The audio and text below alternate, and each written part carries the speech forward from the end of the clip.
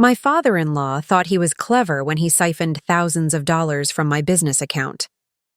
He believed I'd never find out, but what he didn't realize was that I'd track every single penny. And when the truth came to light, the evidence led straight back to him. Before we dive into this story, make sure you're subscribed and have notifications turned on so you never miss a tale of justice. And I'd love to know, where in the world are you listening from today? Let me know in the comments. Okay, let's get into it. I've always believed that the people who smile to your face while quietly stealing from you are far more dangerous than open enemies. And unfortunately, I learned that lesson in the hardest way, from my own family. I run a small construction business that I built from the ground up. It started with just me, a beat-up pickup truck, and a couple of loyal workers willing to take a chance on a woman in a field dominated by men. Over the years, I managed to turn that humble start into something respectable, small but stable. We handled home renovations, small commercial projects, and over time, word of mouth became our greatest advertising tool. When my father-in-law, Greg, retired from his long career as an accountant, my husband suggested we bring him on board to help me manage the financial side of things. Greg was one of those men who loved giving unsolicited advice, especially to his daughter and me. He never said it outright, but it was obvious he didn't think I was capable of running a business on my own. In his mind, I was the little wife with a hobby. At first, I brushed it off. I've learned that sometimes it's better to let people underestimate you. They reveal their true character much faster that way. When Greg offered to help me with bookkeeping, I hesitated. I'd always handled every financial aspect myself: invoices, payroll, supplier payments, everything. I knew where every dollar came from and where every cent went. My accounting system was my fortress, a reflection of years of hard work and discipline. But Greg was family, and my husband seemed genuinely happy about the idea. He said it would give his dad a sense of purpose in retirement. Against my better judgment, I agreed. For the first few weeks, everything seemed fine. Greg came into the office twice a week, printed out reports, and occasionally pointed out small inefficiencies in the way I handled payments. I tried to be polite, even when his suggestions made little sense. He had this air of superiority about him, as if he was saving me from my own inexperience. Then came the first small oddity. One morning, I noticed a $200 consulting expense in the transaction history, something I didn't recall approving. I assumed it was a miscode, maybe a mistake by my part-time clerk. When I asked Greg about it, he chuckled and said, "Oh, that's just a minor adjustment I made for a tax credit. Don't worry, I've got it handled." Something in his tone made me uneasy. That blend of arrogance and dismissal, like he was patting a child on the head. Still, I decided not to push further.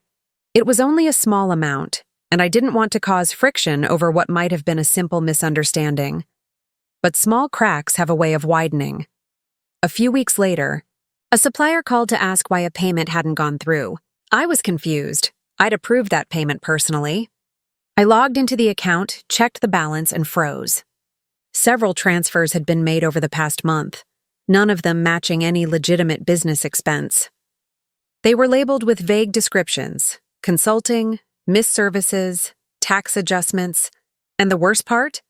Each one had been authorized by Greg's admin credentials. My hands went cold on the keyboard. I remember staring at the numbers for what felt like forever, my heart pounding in my ears. I ran through possibilities in my head. Maybe it was a system glitch. Maybe he was holding the funds temporarily. Maybe... No. Deep down, I already knew. I confronted him that evening when he came by the office. I kept my voice calm, even though anger simmered beneath the surface. "Greg," I said, "I found some transfers in the business account that I didn't authorize. Can you explain why $4,500 went out last week labeled as consulting?" He barely looked up from his phone. "Oh, that! I took an advance." "An advance?" I repeated, not sure I'd heard right. "Yes," he said matter-of-factly. "For all the work I've been doing. You'd have to pay an accountant much more than that in the real world, you know." I was speechless. "You took money out of my business account without even asking me?" He looked annoyed, like I was overreacting. "Family helps family," he said with a smirk. "Don't be so uptight about a few $1,000s. It's not like you can't afford it." That was the moment the air shifted. It wasn't a misunderstanding. It wasn't an accident. It was entitlement, plain and simple. He thought he was untouchable because we were family, and because he saw my business as small and insignificant compared to his decades in finance. I didn't argue. Not yet. Instead, I made a mental note of every word he said and every transaction I'd seen. The shock was still sinking in, but a quiet, methodical part of me began to wake up. I wasn't going to let him get away with this. He had no idea who he was dealing with, or how closely I watched every penny. After that confrontation, I spent a long night alone in my office, staring at the quiet glow of my computer screen. The hum of the air conditioner was the only sound in the room, but my mind was loud, restless, circling the same thoughts. How did I let this happen? How did I hand over something so important to someone who never truly respected me? Before Greg entered my business, my days had a rhythm I loved. I woke early, brewed a strong cup of coffee, and reviewed the daily numbers before heading to a job site. My team, 5 loyal workers who had been with me from the early days, trusted my leadership because I earned it, not because I demanded it. We worked hard, we delivered quality, and slowly, clients began recommending us to others. That was my normal world. Honest work, careful management, and quiet pride. When Greg came in, that piece began to shift. He wasn't overtly cruel at first, just condescending in the way some people are when they believe experience gives them ownership of your success.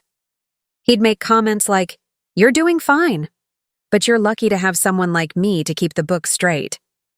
He always said it with that thin smile, the kind that looked polite but carried a sting underneath. I'd nod, pretending not to notice, but every word lingered longer than I wanted to admit. My husband, Mark, adored his father. To him, Greg could do no wrong. He saw his father's help as a blessing, an act of family support. Whenever Greg undermined me, Mark brushed it off. "He just wants to feel useful," he'd say. "Don't take it personally." But I did take it personally because it wasn't about pride. It was about respect, something Greg refused to give me from the very beginning. I remember one afternoon, shortly after Greg joined us, he walked into my office uninvited, holding a stack of printouts. "I went through your expense reports," he said, setting the papers on my desk like evidence. "You're spending too much on employee benefits. You can cut that by 30%. I looked up from my screen, trying to stay calm. "Greg, those benefits are part of our retention plan. I need to keep my crew loyal and motivated. They've stuck with me since the start." He scoffed. "That's sentimental nonsense. You're not running a charity." His words hit a nerve. He didn't see what I saw. The sweat, the long hours, the loyalty those men showed when jobs were scarce. They weren't numbers on a spreadsheet. They were the reason my business had survived. But Greg didn't understand that kind of loyalty. His world was made of columns and balances, not people and trust. Still, I bit my tongue. I told myself that maybe he'd get used to my way of doing things. Maybe over time he'd learn to respect how I ran the company. I wanted to believe that family could work together without tearing each other apart. I was wrong. The first warning sign came when he started referring to my business as our business. At first, it was subtle, in conversations with suppliers or at family dinners. He'd say things like, "We've been getting more renovation contracts lately," or "We're expanding into commercial work." It grated on me. But I didn't want to start an argument in front of my husband. I kept telling myself it didn't matter, that I knew the truth, and so did everyone else. But deep down, it bothered me that he was trying to insert himself into something he didn't build. Then came the second warning sign: control. He started asking for full access to the company's bank accounts, claiming it would make things more efficient. He said it so casually, as though it were a small administrative change. "I can handle payroll, invoicing, supplier payments, all of it," he said. "You focus on the projects. Let me take care of the numbers." I hesitated. Every instinct in me screamed no. but I also didn't want to cause tension at home. Mark had been so proud to see his father taking an interest. He told me I was overthinking it. So, reluctantly, I agreed, with conditions. I gave Greg limited access and made sure to keep the main accounting software tied to my personal email and login. What he didn't know was that my software tracked every single action, every edit, every transaction, every change in the system. It was my silent witness, my invisible safeguard. At the time, I didn't realize how important that decision would become. It was the thin thread that would later unravel his entire scheme. Still, I wanted peace. I wanted to believe family could work together without deceit. So I smiled through his dismissive comments, endured the way he'd correct me in meetings, and ignored the small consulting transfers he said were for tax purposes. Looking back now, I can see how clearly the warning signs were there, how every minor adjustment, every smug grin, every overstep was a breadcrumb leading toward betrayal. But at the time, I told myself what so many people tell themselves before a storm. It's just family. He wouldn't cross that line, I was wrong.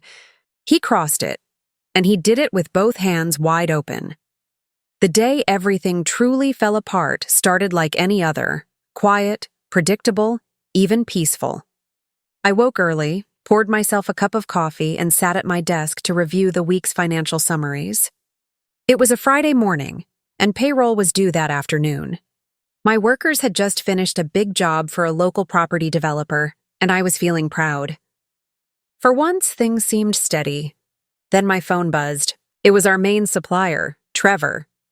"Hey," he said, his tone uneasy. "I'm calling about your latest payment."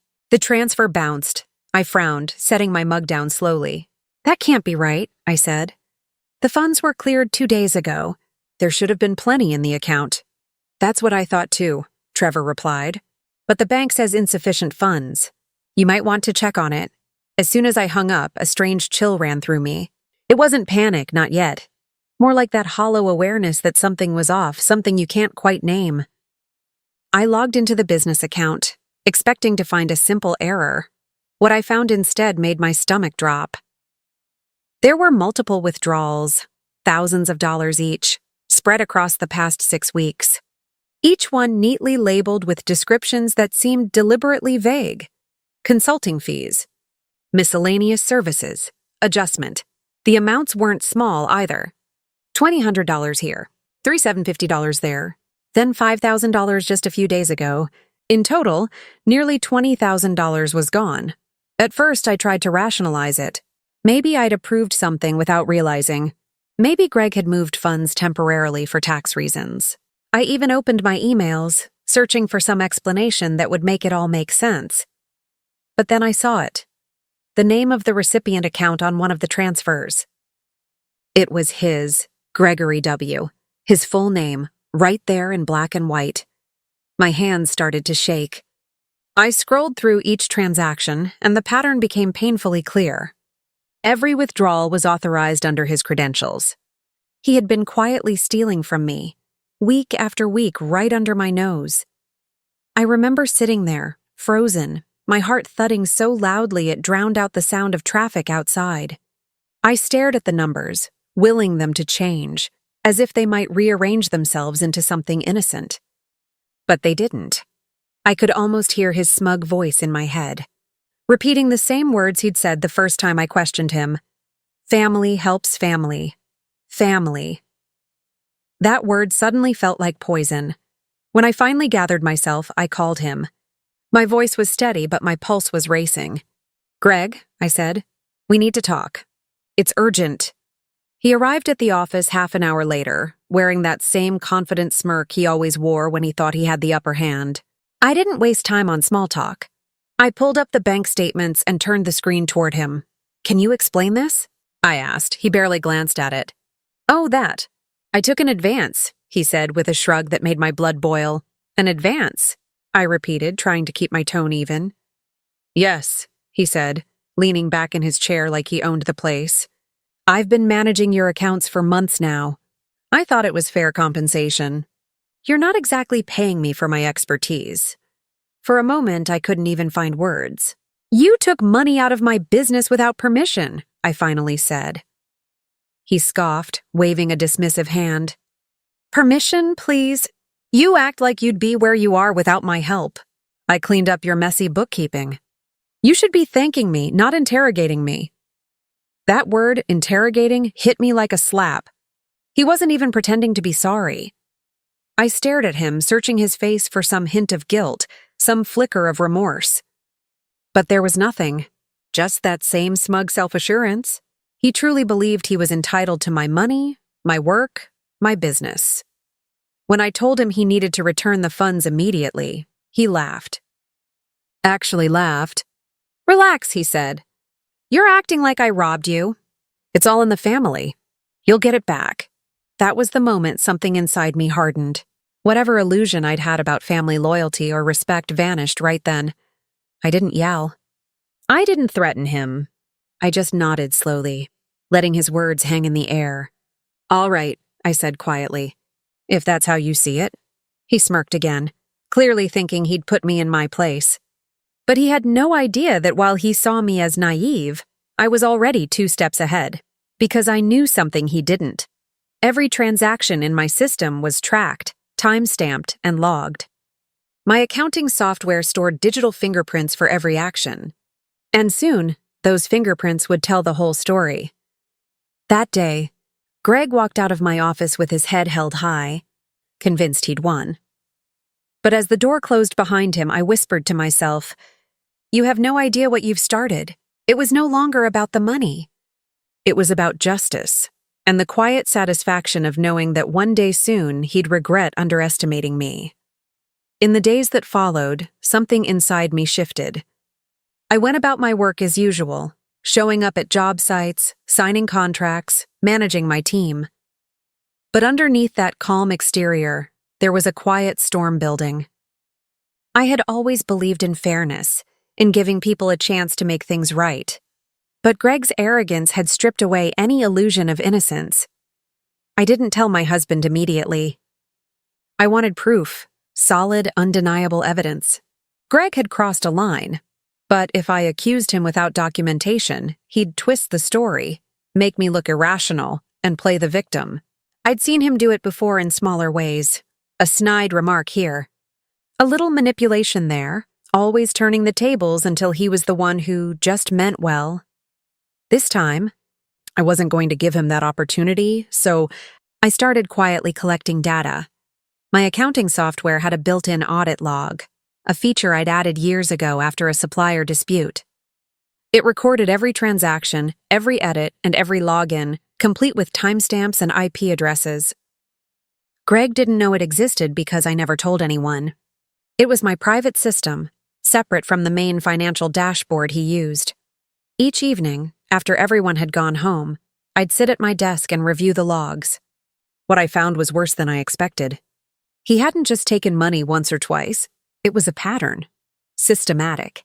Every Friday.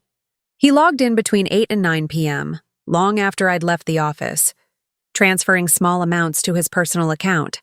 And then, as if to add insult to injury, he would send me smug emails over the weekend. "Don't worry, I've balanced the books again. Everything's under control. Under control." The audacity of it made me laugh bitterly some nights. He didn't stop there either. When I began to subtly question a few of his adjustments, he grew defensive, even aggressive. One afternoon, during a family dinner, I mentioned that I'd been reviewing our financial reports, and Greg immediately interjected, his voice sharp. "Maybe you should leave the numbers to people who understand them," he said. With that same thin smile, I caught my husband's uneasy glance across the table. He looked embarrassed, but not enough to speak up. I forced a small smile and said nothing. I wasn't going to argue in front of family. That's what Greg wanted, to make me lose composure, to make me seem emotional while he stayed calm and condescending. But his arrogance was starting to bleed into every part of our lives. He began stopping by the office unannounced, sometimes rearranging papers on my desk, or reassigning tasks to my staff. My workers were confused. They didn't know who to take orders from anymore. When I asked him to check with me before making changes, he shrugged it off. "I'm just keeping things organized," he said. as though my boundaries were nothing more than suggestions. Each time I pushed back, he retaliated in subtle ways. He'd withhold small payments, delay supplier transfers, or accidentally misfile invoices so that I'd look careless. The more I tried to manage the damage, the more chaos he quietly created. The final straw came when he tried to turn my husband against me. One evening after dinner, Mark looked uncomfortable. He cleared his throat and said, "Dad mentioned you've been really stressed about the business lately. He thinks maybe you're overextending yourself." I blinked at him. "He said that?" "Yeah," Mark said carefully. "He thinks maybe the stress is making you misread things, that some of the withdrawals might be legitimate after all." I felt a cold wave of disbelief wash over me. Not only was Greg stealing from me, now he was trying to make me look unstable. "Mark," I said slowly, "do you really think I'd make a mistake like that?" "You know me better than anyone," he sighed, looking torn. "I don't know what to think." He showed me some spreadsheets. Said you might have forgotten about pre-approved transfers. Spreadsheets. My father-in-law was fabricating documents now. That night, after Mark went to bed, I sat in the darkened living room, replaying the conversation in my mind. The betrayal wasn't just financial anymore. It was personal. Greg wasn't just stealing money. He was trying to dismantle my credibility piece by piece, and he was succeeding. Clients started calling about delayed payments. My employees noticed I seemed distracted. My husband had begun second-guessing me, something he'd never done before. Greg had found a way to infect every part of my life, using manipulation as skillfully as he used numbers. But what he didn't realize was that his overconfidence was the very thing that would destroy him. Every fake spreadsheet he created, every email he sent, every lie he told, I was saving it all. Quietly, methodically. I made backups of everything. Bank logs, account screenshots, even the IP data showing his logins from his home network. Every time he pushed me further, I added another piece to the puzzle, and through it all I kept my composure. I smiled when he visited the office. I let him think he was winning. Because the truth was, I was building something far stronger than a confrontation. I was building a case. He thought I was weak because I wasn't yelling. But silence can be powerful when it's deliberate. I wasn't done yet. Not even close. It happened on a Tuesday. The day began like any other. Quiet, routine, deceptively normal. I arrived at the office early, as I always did, to review invoices before my team came in. The morning sunlight streamed through the blinds, casting clean lines across my desk.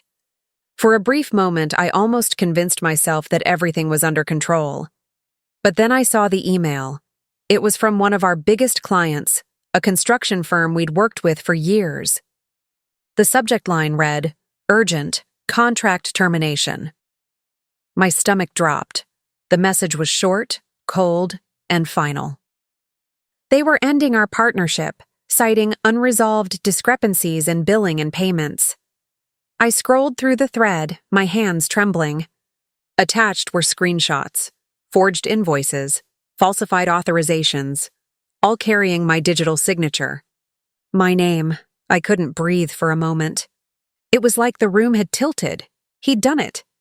Greg had crossed from manipulation into outright sabotage. I knew immediately what was happening. He was setting me up. The forged documents matched his style too perfectly. The layout, the wording, even the formatting of the spreadsheets were identical to the ones he always used. But now, he'd used my credentials to make it look like I had authorized transactions that never existed. And this time, it wasn't just about money. It was about destroying my reputation. I sat there for a long moment staring at the screen. The sound of my own heartbeat filled my ears. Then I did something I'd never done before. I walked out of my office, locked the door behind me, and went straight to my husband's workplace. Mark looked surprised when I appeared in the doorway. "Everything okay?" he asked. "No," I said flatly. "We need to talk. Now." We went outside to the parking lot and I showed him the email. He scrolled through it silently, his brow furrowing deeper with each line. When he finished, he let out a long breath. You think my father did this? I don't think, Mark, I know. He rubbed his temple. You can't just accuse him of forging. Before he could finish, I opened my phone and showed him the audit logs, the timestamps, the transfers, the matching IP addresses from Greg's home computer. He's been taking money for months. I didn't say anything until I had proof. This is it! Mark looked stunned, speechless even. I could see the conflict on his face. Loyalty to his father battling with the evidence right in front of him. I didn't want to believe it, he whispered finally. I know, I said quietly. But you can't deny what's in front of you. When we got home that evening, Greg was already there, sitting comfortably on the couch like he owned the place. He looked up and smiled when we walked in. Hey kids, rough day?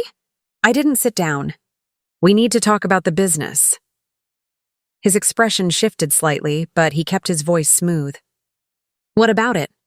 I got an email from Harrison & Co. I said. They're terminating our contract because of forged invoices. Invoices you created under my name. For the first time, I saw something flicker behind his eyes. Then, just as quickly, he smirked. That's a serious accusation, dear. You sure you want to make it without proof? I stepped closer. You mean like the proof of you transferring money to your personal account every Friday night? Or the logs from my accounting software showing your IP address? Or maybe the fake spreadsheets you showed Mark last week? His jaw tightened. For a split second, the mask slipped. Mark stood beside me now, silent but visibly shaken. Dad, he said, his voice low. Is it true? Greg turned to him, forcing a laugh. Oh, come on, son. You can't really believe this nonsense. She's clearly— Don't! I cut in sharply. Don't you dare try to make me look unhinged. You've been stealing from me, sabotaging my clients, and trying to turn my husband against me. I let you into my life, my home, and my company, and this is what you did with it. The room went dead silent. Greg's smirk faded. His voice hardened. You don't understand how business works, sweetheart. I was just correcting your mistakes before they ruined the company. You should be grateful. Grateful. The word made something inside me snap. I stepped forward until we were nearly face to face. You didn't correct my mistakes, Greg. You created them.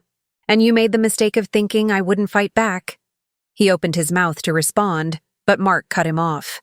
Dad, you need to leave, he said, his voice shaking with anger. Right now. Greg froze, eyes narrowing. You're siding with her? I'm siding with the truth, Mark said. Greg scoffed, grabbed his coat, and muttered something under his breath as he stormed out the door. The sound of it slamming echoed through the house like a gunshot. I stood there staring at the empty doorway, my whole body trembling.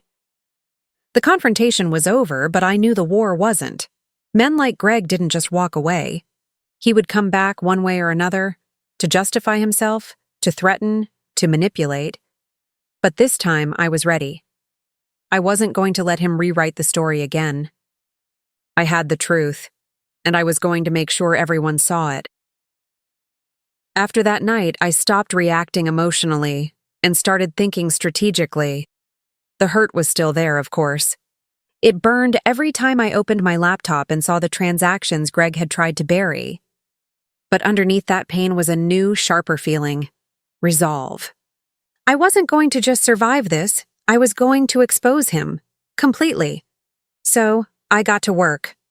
For weeks, I'd been keeping quiet about one small detail Greg never knew. I had installed tracking software across all my company's financial tools. Every login, every edit, every transfer left a digital fingerprint. And those fingerprints? They told a story that would make his world collapse.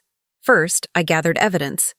I exported every transaction record, every fake invoice, every email he'd sent under my credentials. I even found the draft messages he'd composed on his laptop but never sent. Things like, "We need to move the funds sooner," and "She'll never find out." When I was done, I had over 200 pages of documentation, neatly organized, time-stamped, and cross-referenced. Next, I contacted my lawyer, a sharp, no-nonsense woman named Karen, who had handled several corporate theft cases before. I met her in her office downtown, sliding the flash drive across her desk like it was a loaded weapon. "This," I said, "is everything." She plugged it in, brows knitting as she scrolled through the folders. After about 10 minutes, she leaned back, let out a low whistle and said, "He's toast. We built a strategy. Instead of going straight to the police, we decided to let Greg hang himself first. The plan was to stage a meeting, one he wouldn't be able to resist attending. I called Mark, who, by now, was just as determined to see the truth exposed. "We'll host a business review dinner," I told him. "Invite your father. Tell him I've reconsidered. Tell him I want to hear his advice again." Mark hesitated for only a moment. Then he nodded. "Let's do it." 3 days later, we met at a restaurant. A fancy one Greg always liked to boast about taking business associates to. I wore a calm smile, the kind that hides thunder underneath. He looked confident, almost smug, probably thinking I was coming to apologize. "Glad you came around," he said, ordering an expensive bottle of wine without asking. "It's good you've realized you can't manage all this alone." I just smiled and said, "You're right. Greg, I realized I needed help, so I brought in someone who knows exactly how to handle this." Right on cue, Karen arrived. She walked up to our table, set down her folder, and said pleasantly, "Mr. Green, I'm your daughter-in-law's attorney. We'll need to discuss your embezzlement activities." The color drained from his face. "Excuse me?" Karen opened the folder and began sliding documents across the table. Transfers, falsified invoices, emails. Each one stamped with his digital signature, his IP address, his name. Greg tried to laugh it off. "This is ridiculous. You think these—" Karen cut him off smoothly. "These records have already been submitted to the authorities. We're here as a courtesy. But given the sums involved, I'd say you're looking at multiple felony counts, unless you'd like to cooperate." For the first time, Greg looked genuinely scared. His mouth opened, closed, opened again. "You can't prove—" "Oh, we can," I said softly. "You know how I always said I like to keep everything organized? That includes my accounting system. Every keystroke you made while you were logged in under my name, every transfer, every forged invoice, it's all recorded. Every single one." He stared at me, his jaw tightening. "You set me up," he hissed. "No," I replied, calm and cold. "You set yourself up. I just kept the receipts." Mark sat silently beside me, his face a mix of disbelief and disappointment. When Greg finally looked at him, maybe hoping for sympathy, Mark just shook his head. "You did this, Dad, not her." "Not anyone else." Greg's confidence shattered. He slumped back in his chair, pale and sweating. For once, he had no clever words, no excuses, only silence. Karen closed her folder and stood. "You'll be hearing from us soon," she said. I stood too, and for the first time in months, I felt light, free. The truth was finally out, and there was no undoing it. As Greg sat there, staring at the pile of evidence, I realized something profound. Justice doesn't always come in grand gestures. Sometimes it's quiet, methodical, and undeniable, like the ticking of a clock counting down to someone's reckoning, and Greg's time had just run out. The next few days were a blur, not because things were uncertain, but because everything finally began to fall into place. After the dinner, Greg tried to go on as if nothing had happened. He sent a few half-hearted texts to Mark. "Let's not overreact," and "she's blowing things out of proportion." But that false confidence didn't last long. By Monday morning, the world he'd built for himself started collapsing. Karen had filed the formal report with law enforcement and forwarded everything to the state's fraud division. The bank froze the business account pending investigation. Within 48 hours, Greg's personal accounts were flagged too. Every transfer he'd made from my company to his private savings was under scrutiny. And the best part? He had no idea it was all automated. My accounting software had a digital log that recorded not only where the money went, but also the exact times and devices used for every withdrawal. Even his own home IP address was tied to dozens of illegal transfers. He'd been stealing from me under his own digital fingerprint the entire time. Too arrogant to think I'd ever notice. That arrogance became his undoing. 2 days later, there was a knock on Greg's door. It was early morning, 7:30 maybe. He opened it wearing his usual robe and that smug expression that used to make my blood boil. But when he saw the 2 officers standing there, his face drained of color. "Gregory Green?" one of them asked. "Yes," he managed. "You're under investigation for financial embezzlement and forgery. We have a warrant to search the premises." The neighbors watched from their lawns as the officers entered his house. He tried to argue, to say it was all a misunderstanding, but the officers were calm, professional, unmoved. When they escorted him out for questioning, his robe flapped open in the wind, an oddly fitting image for a man whose pride had been stripped bare. Meanwhile, I sat in my office sipping coffee and reviewing invoices with a quiet satisfaction I hadn't felt in months. I wasn't celebrating his downfall. It wasn't about revenge anymore.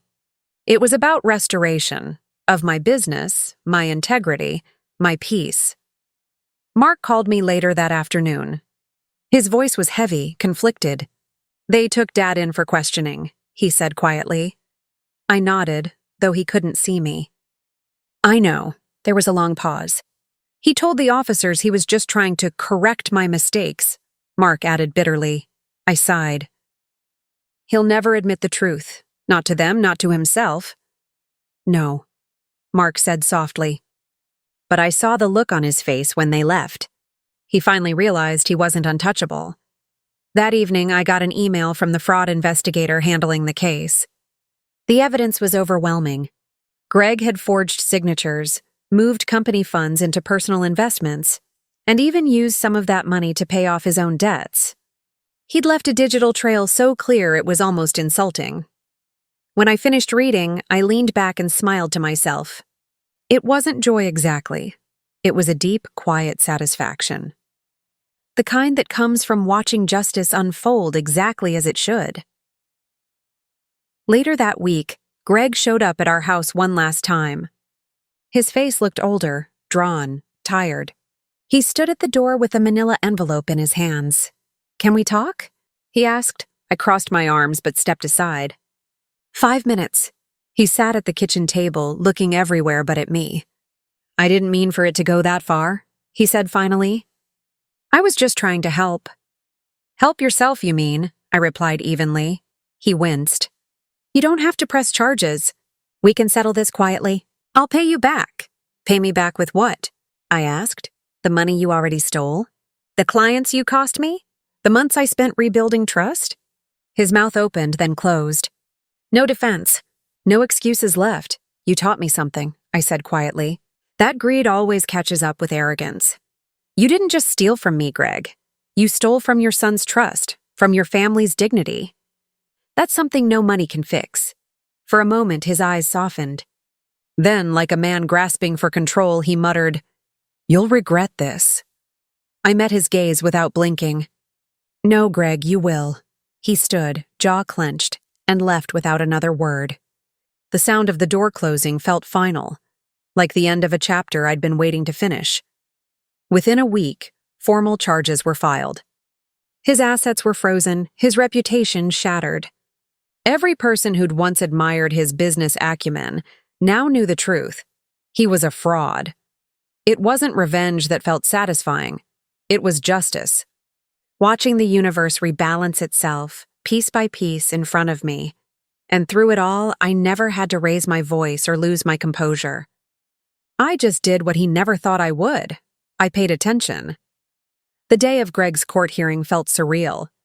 I hadn't planned to attend at first. Part of me wanted to move on, to let the system handle what was left. But when Mark told me he wanted to go, I knew I needed to be there too. So we went together, sitting side by side in the back row of the courtroom, silent and composed. Greg looked smaller somehow. He was dressed neatly in a gray suit, but it didn't fit him right anymore. His shoulders slumped, his confidence gone.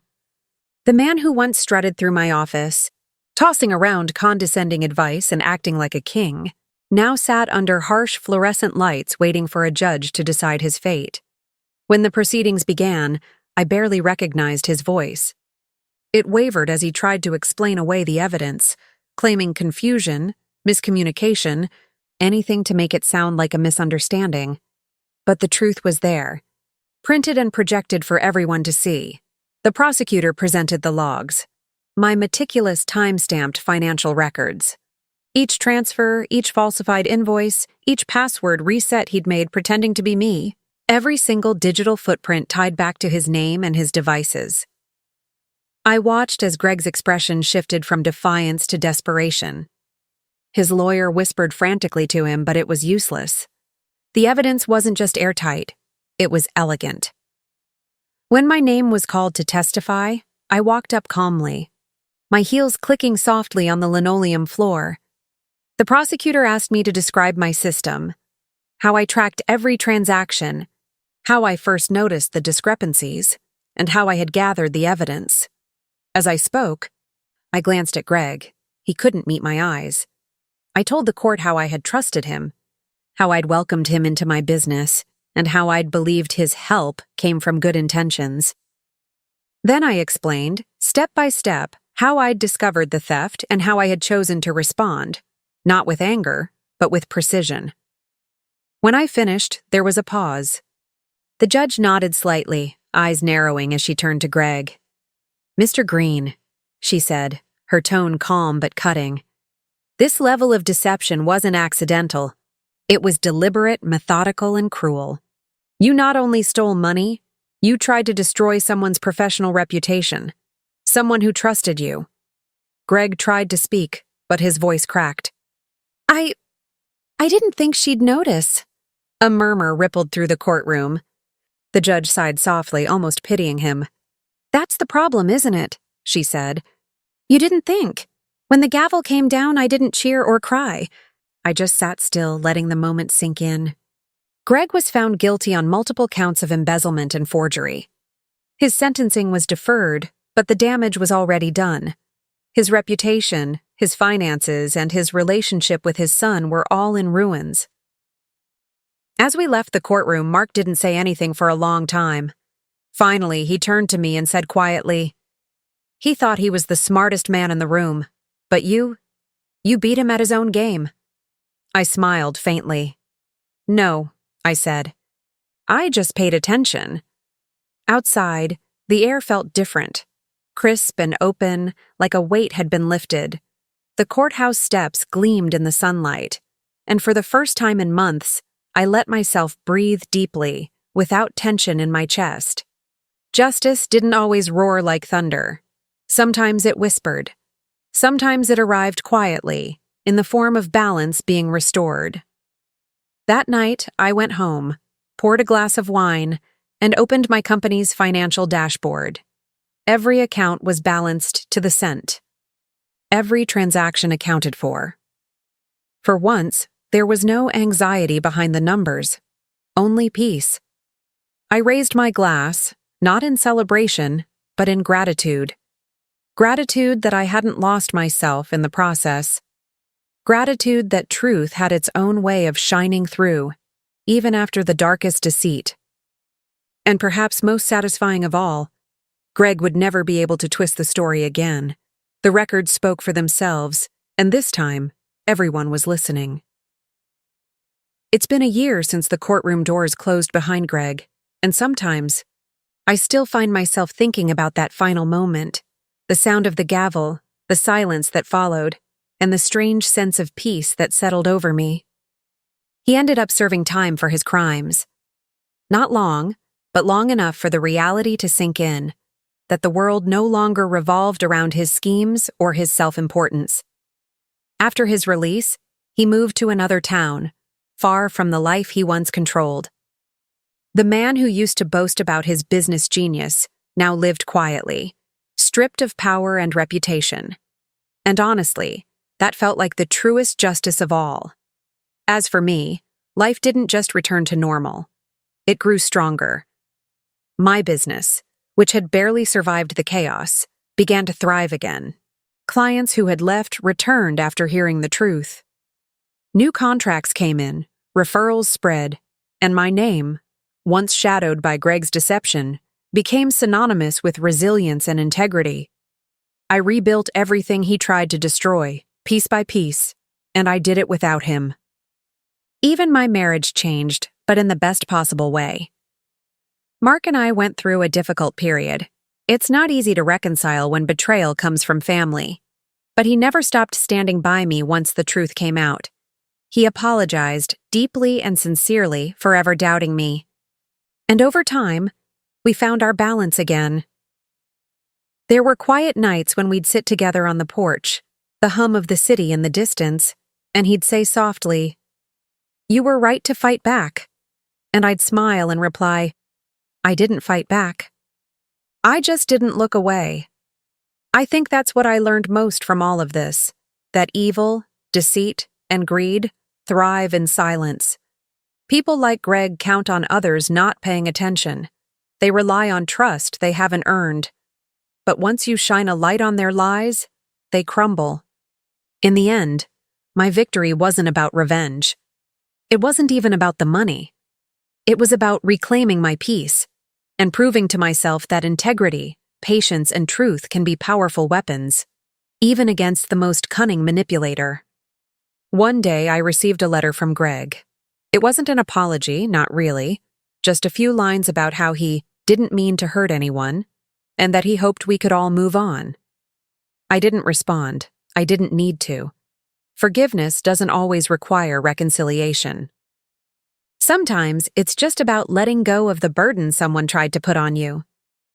Now, every morning when I walk into my office, the first thing I do is open my accounting dashboard. Not out of paranoia anymore, but pride. Every number, every line, every transaction is mine. Clean, honest, accounted for. And every time I see the total balance, I remember the lesson I paid for in heartache and hard work. Justice doesn't always come from anger. Sometimes it comes from paying attention, staying steady, and letting the truth do its work.